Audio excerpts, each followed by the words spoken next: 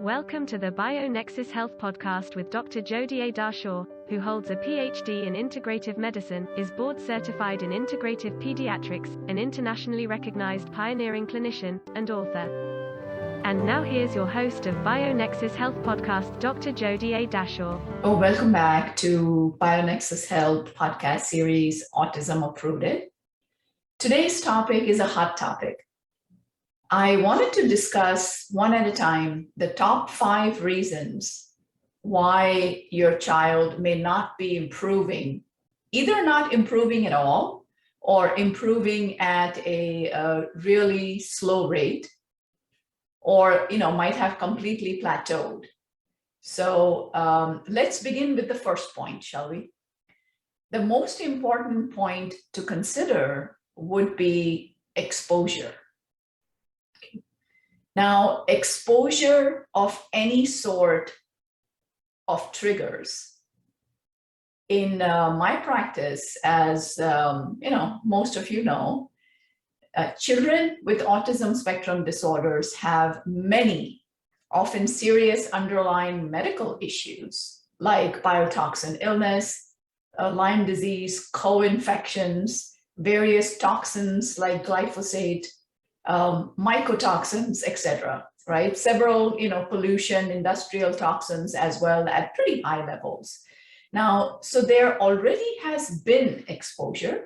That's what we discover in the labs.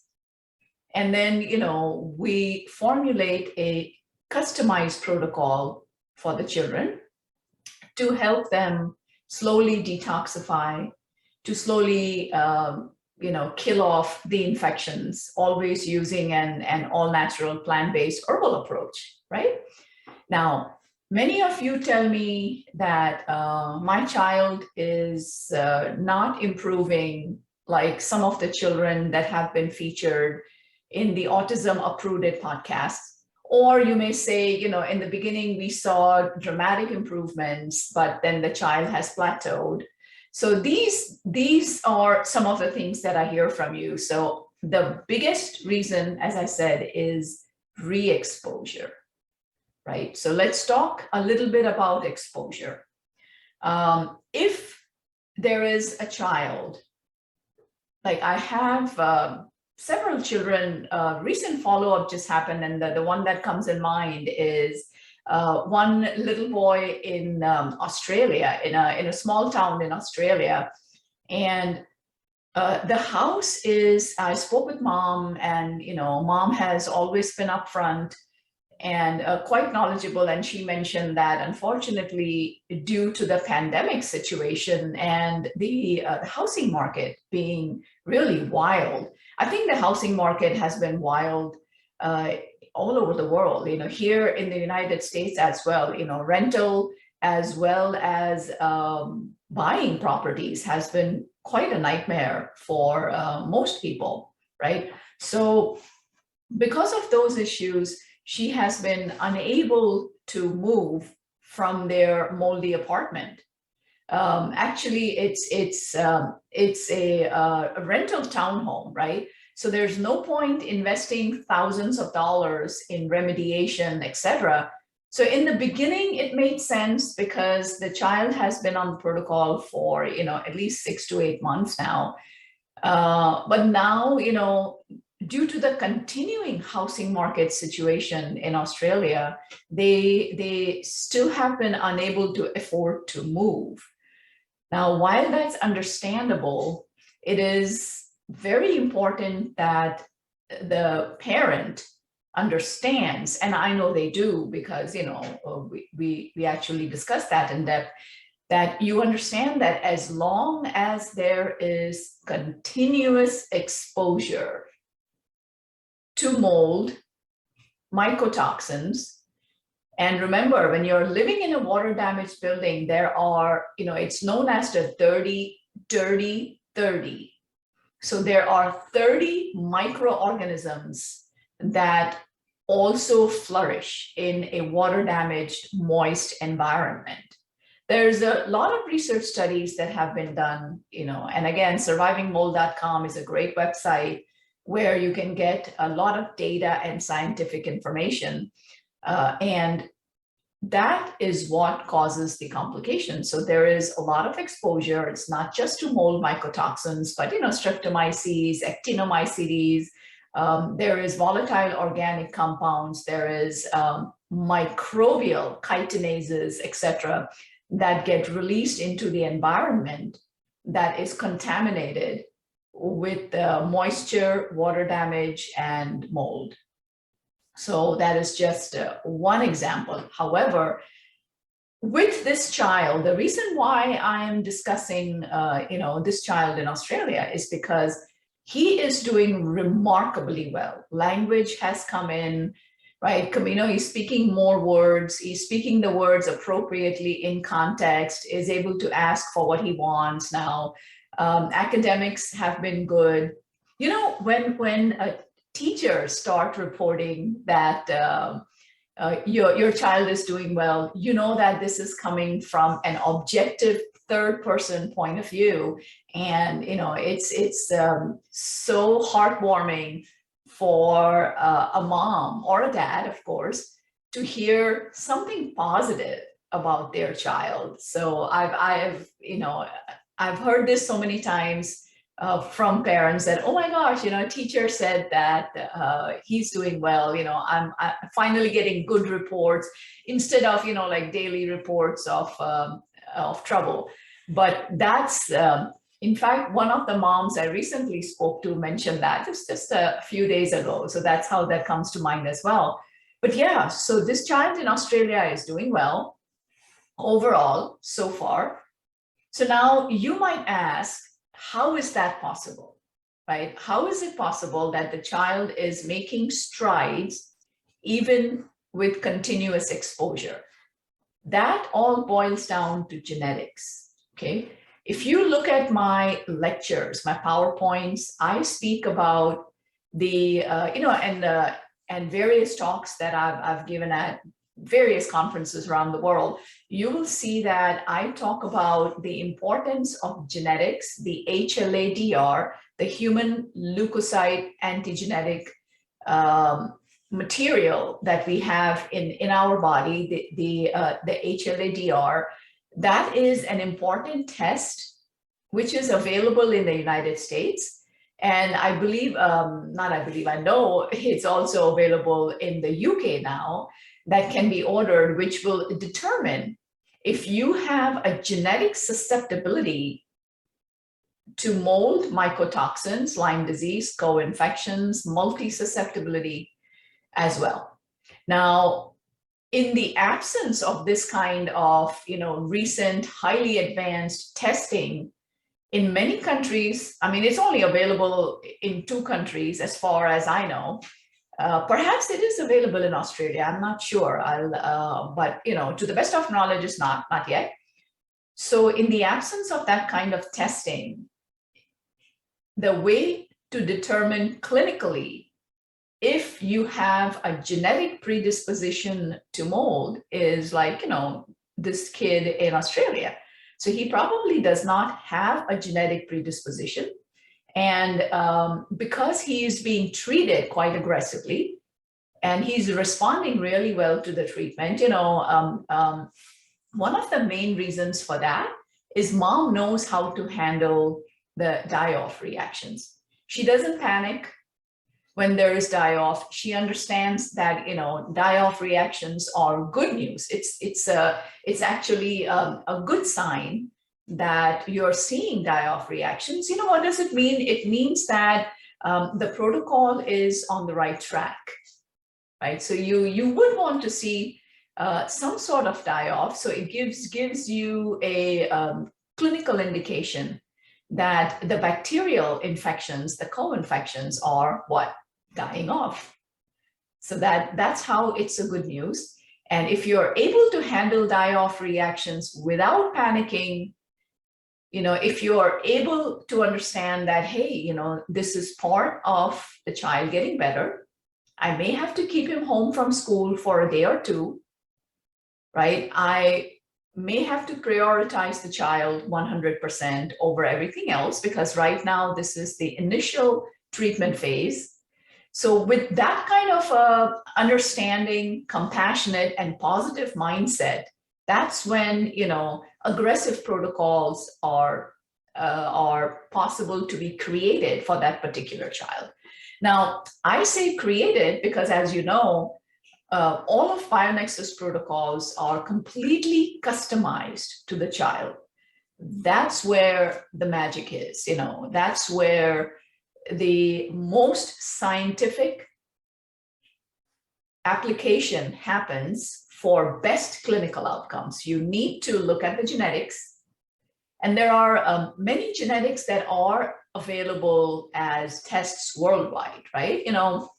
Your nutrigenomics, the methylation pathways, the detoxification pathways, anxiety pathways, your sulfuration, glucuronidation.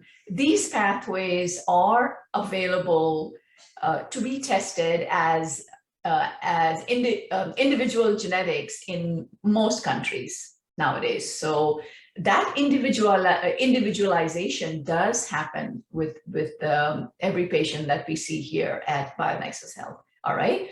So this was just one example of exposure, like living in mold. All right. Now let's look at the flip side. So this child, as I said, does not have a predisposition. So the progress keeps happening. This child in Australia that I've been speaking about so far, right? But keep in mind, there is going to come a point where the input of toxins is going to far outweigh the reach of the protocol that he is on. I made mom aware of that as well. All right. Now, there are only certain dosages, even if we are being aggressive, right, in the treatment, there are only certain strengths and certain dosages that can be used for a child of 5 years old. I cannot be aggressive and give him adult dosages just because there is continuous exposure. So that has to be kept in mind.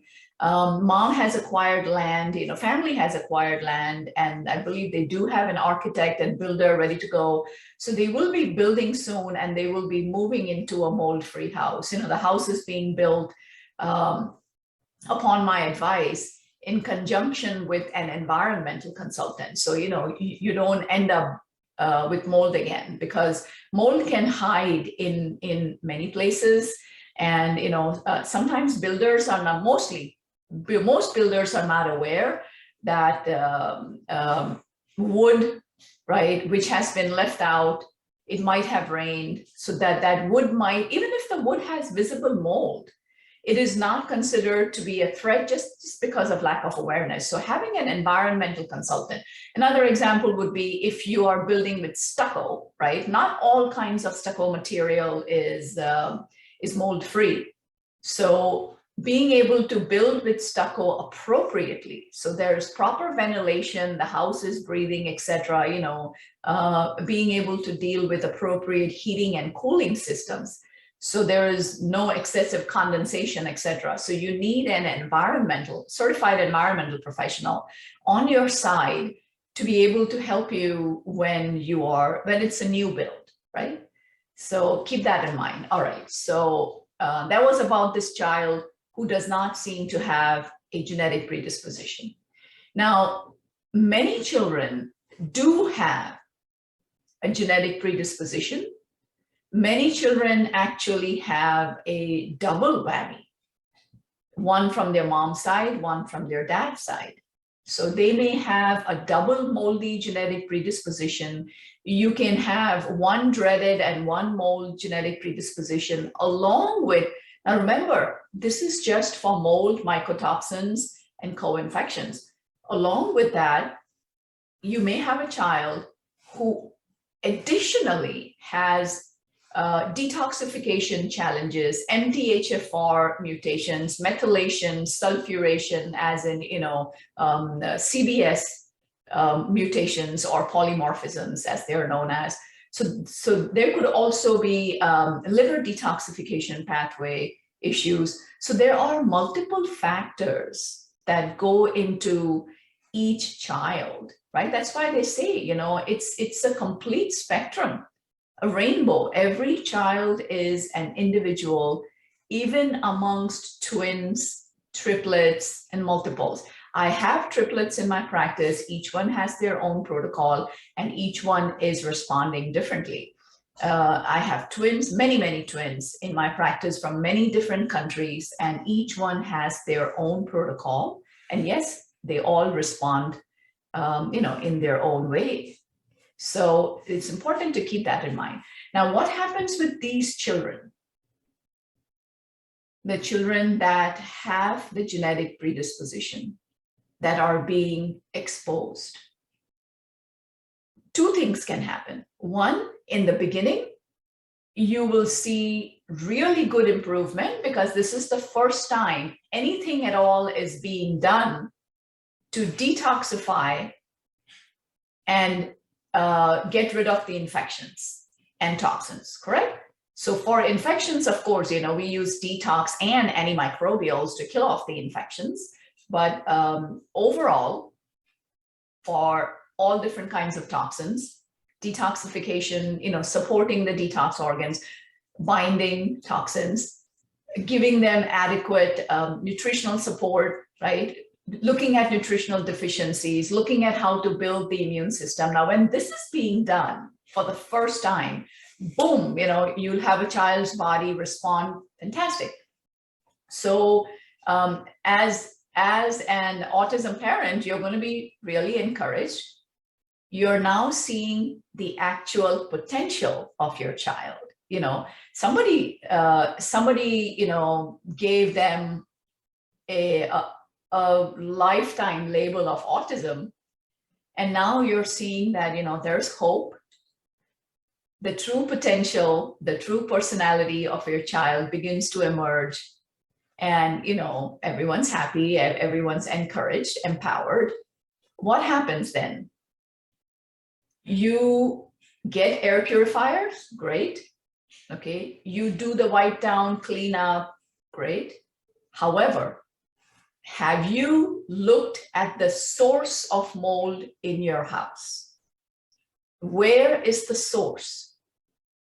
If you haven't, and that source is continuously spewing mycotoxins into the air, then you will ultimately come to a plateau, right? And sometimes if the exposure supersedes the amount of detoxification that is being done for the child, then you will see regression, okay?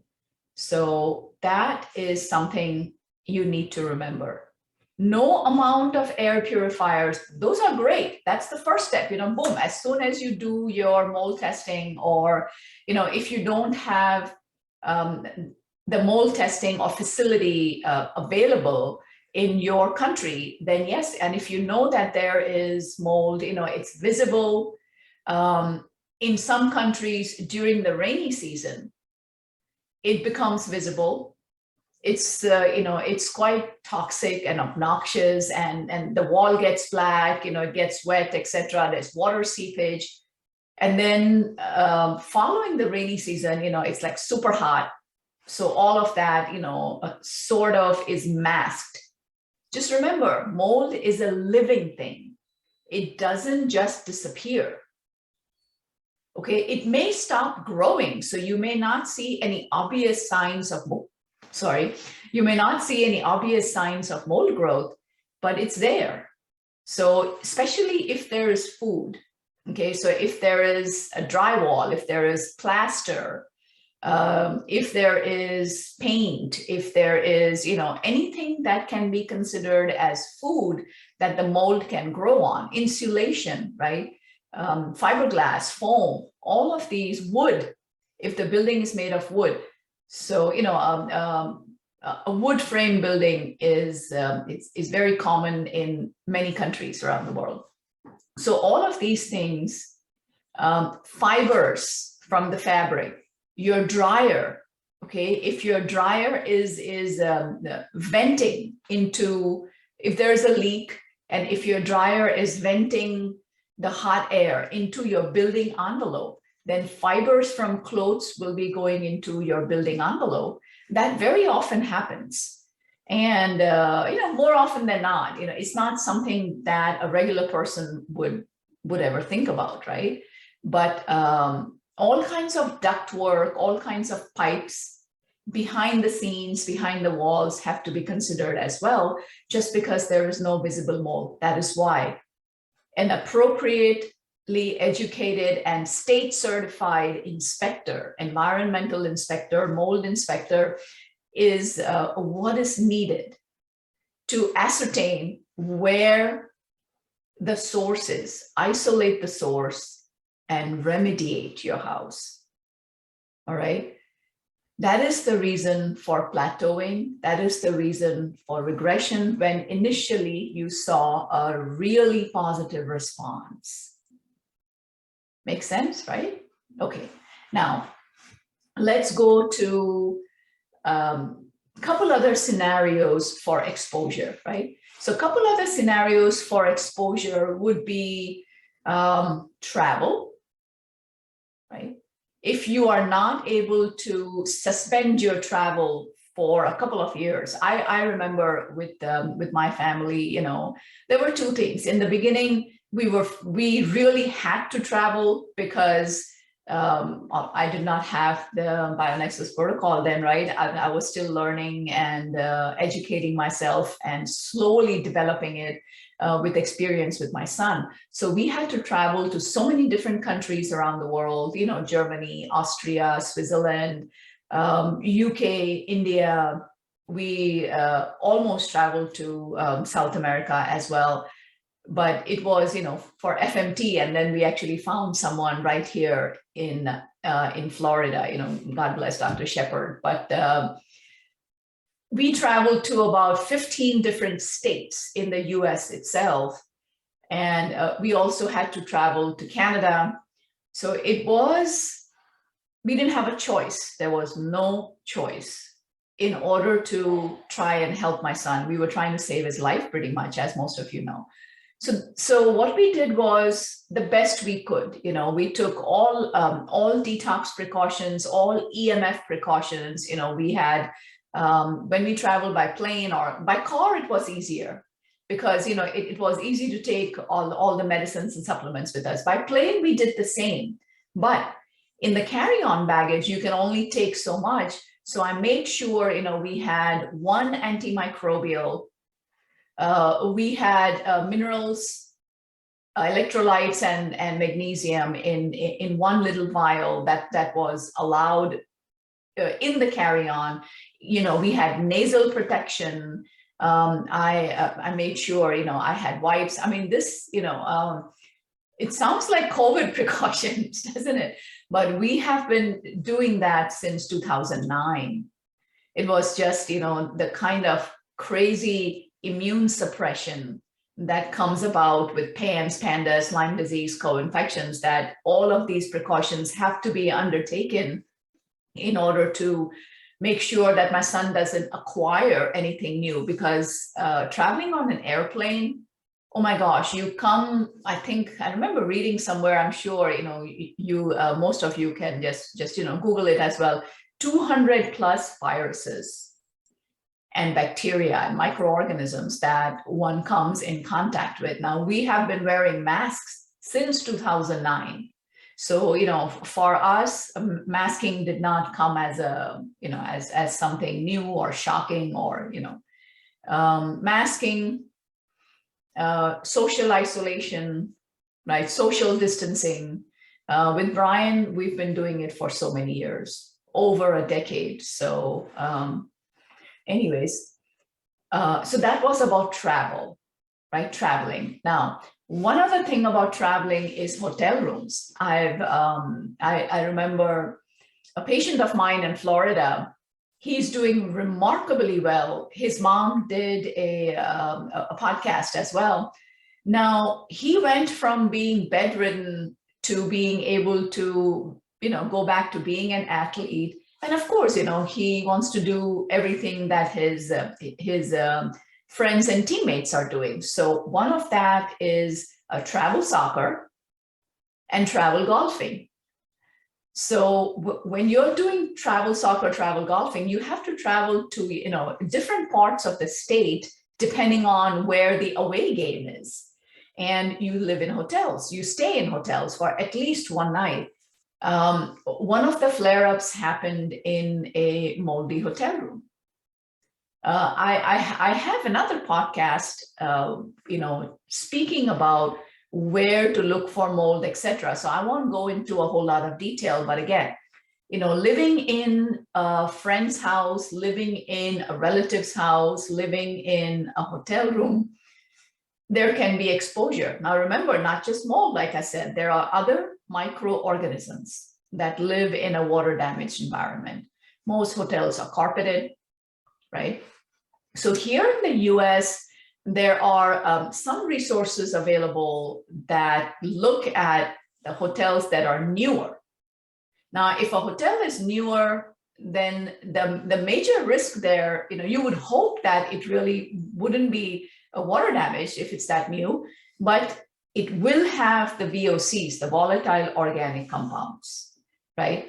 Bottom line for me, I always take, again, I used to travel before COVID. I'm going to start that again, speaking in person at conferences. So far, the last couple of years, I've been speaking virtually at conferences, but it's going to start in person again soon. So 2 air purifiers. I always take one for the bathroom, one for the main room. Always stay in a single room, small room, so the air purifier can do its job. I'll talk about hotel precautions in another video, but I need to end this re-exposure video in the next 5 minutes. So let's go to the other possibilities of exposure. Sorry. Okay, so school. School can be, my goodness, a cesspool of problems. You can have, special needs classrooms. Children, many parents are unaware of immune suppression, PANS, PANDAS. They might send their children back to school just because there's no fever. Many children that are heavily infected with many triggers for PANS, PANDAS don't get fevers. That is one of the hallmarks. But, unfortunately, because of lack of awareness, that isn't known.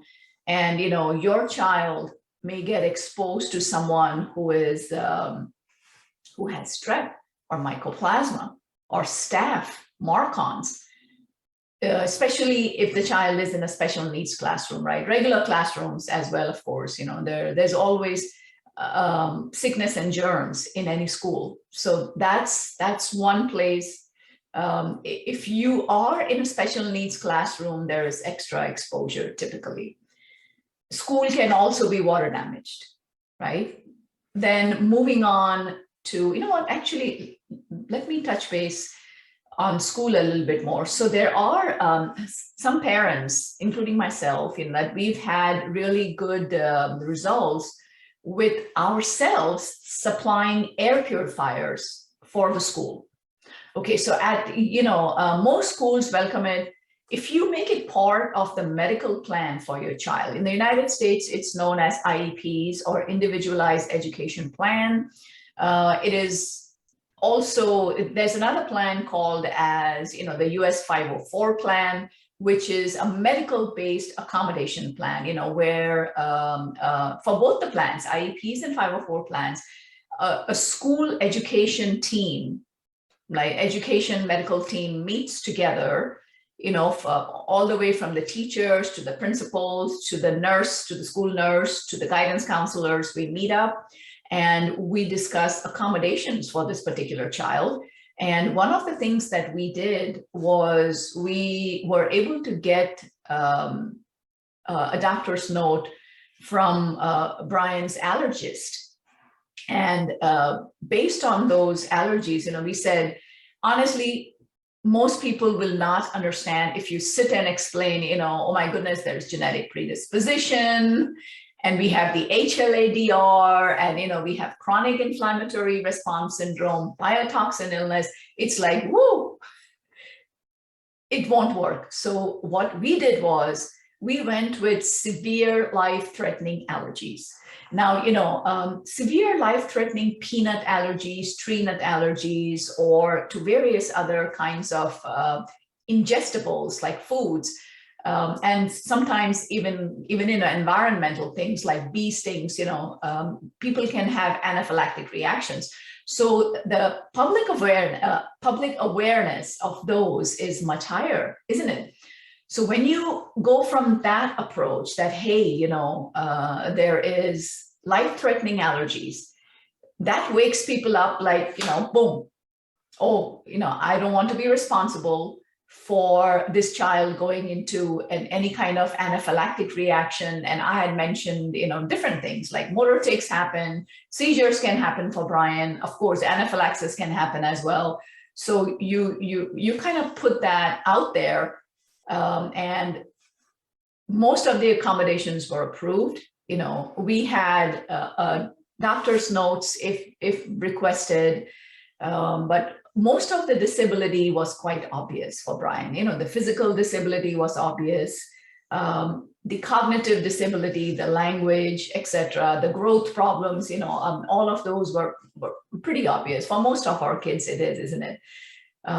So the team was sympathetic, and we had accommodations. One of the accommodations was, if you want me to talk more about accommodations, I can. Send me messages.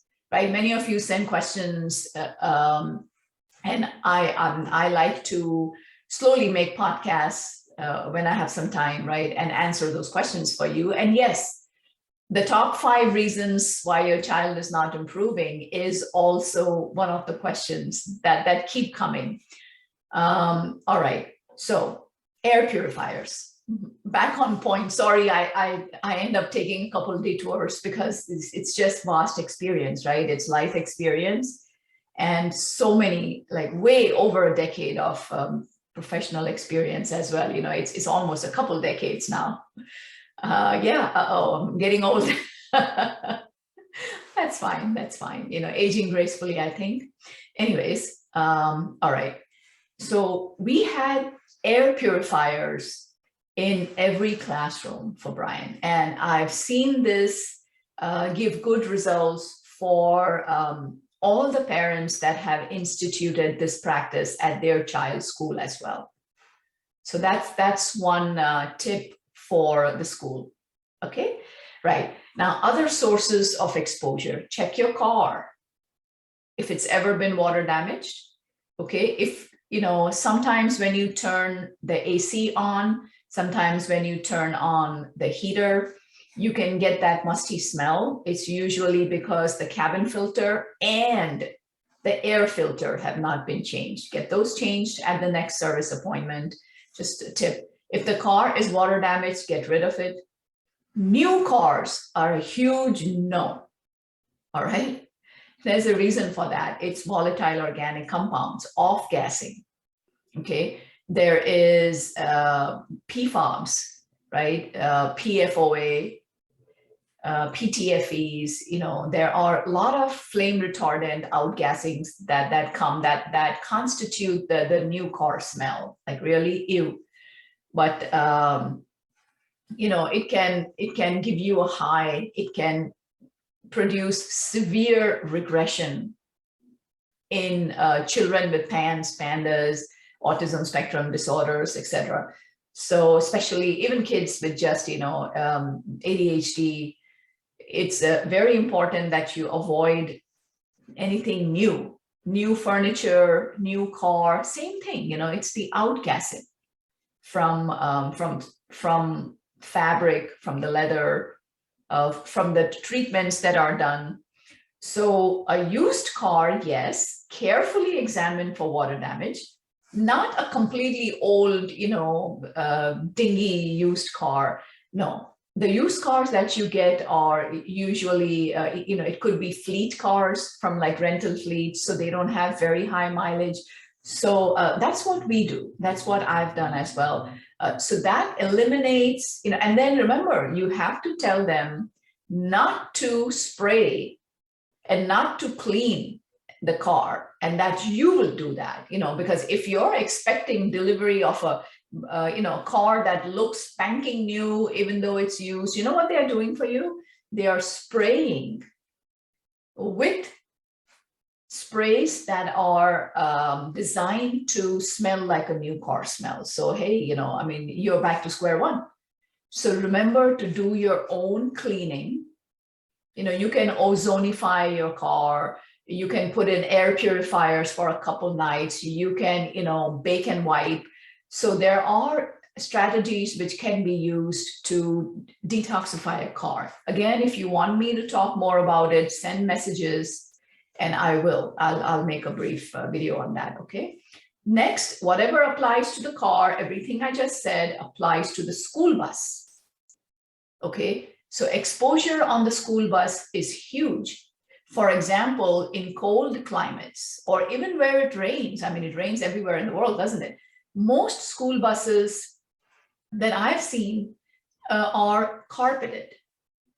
Then you have children coming in with wet feet and boots, and not feet, obviously, sneakers and boots and backpacks, dripping water all over that carpet.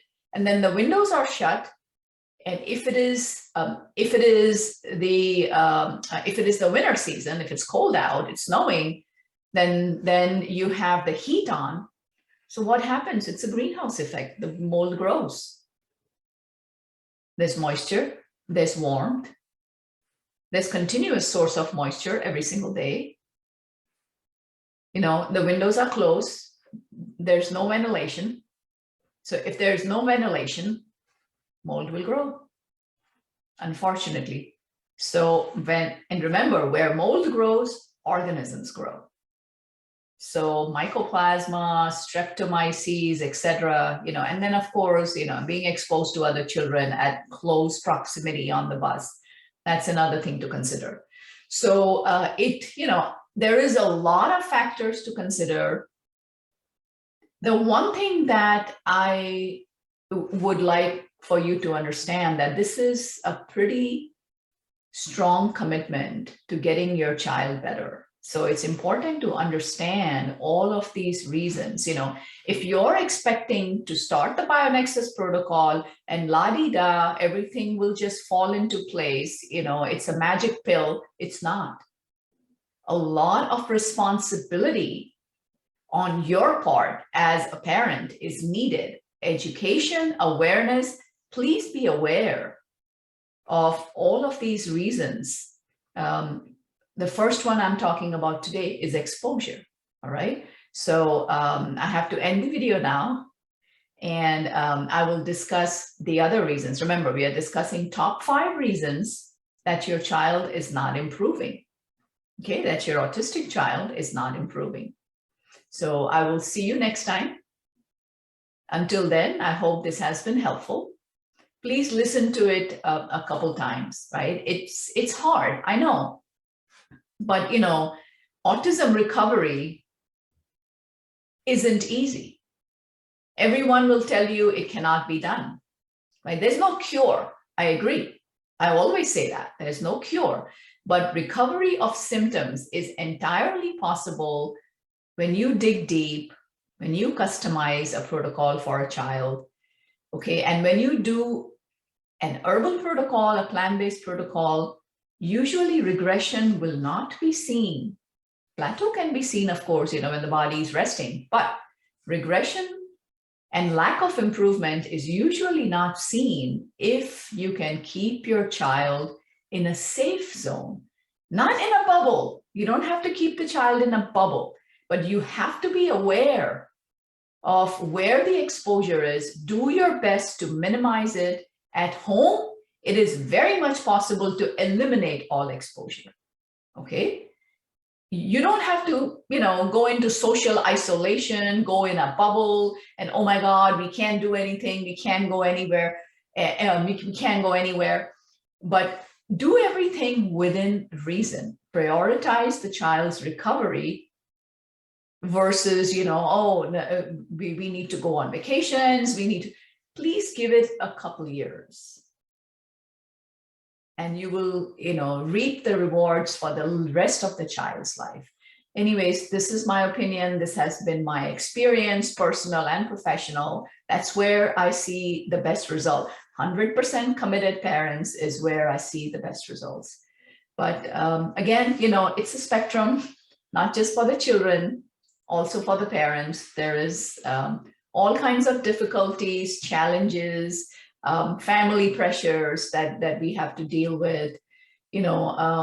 Many parents, both mom and dad work. It's not possible for them to handle any kind of die-off reaction. Many look forward to that 8:00 school bus coming, so the child can go to school, get some socialization, mom can get a break. So there's various factors to consider. So please don't lose patience. All right. I will talk to you later. I'll see you next time. Until then, be well. Namaste. Thank you for joining Master Herbalist Dr. Jodie A. Dashore, Director of the BioNexus Health Clinic and BioNexus Herbals, on the BioNexus Health Podcast, where we explore and share information and stories about recovering and healing from chronic and environmental illnesses such as mold biotoxin illness, Lyme disease, autism spectrum disorder, fatigue, Crohn's and colitis, mast cell activation syndrome, PANS, and more. Please help us grow our message by subscribing to our podcast channel and sharing the podcast on your social networks. For more information, visit bionexushealth.com. Information within this video, audio, or text, collectively known as the podcast, has not been reviewed by the FDA. Nothing within the podcast is intended as or should be construed as medical advice. Information is for general informational and educational purposes only. Consumers of the podcast should consult with their healthcare practitioners for medical recommendations. Seek the advice of a qualified healthcare provider. Do not disregard the advice of a healthcare provider based on any information from the podcast. The information within the podcast may contain information concerning dietary supplements or over-the-counter products that are not drugged. Our dietary supplement products are not intended for use as a means to cure, treat, prevent, diagnose, or mitigate any disease or other medical or abnormal condition.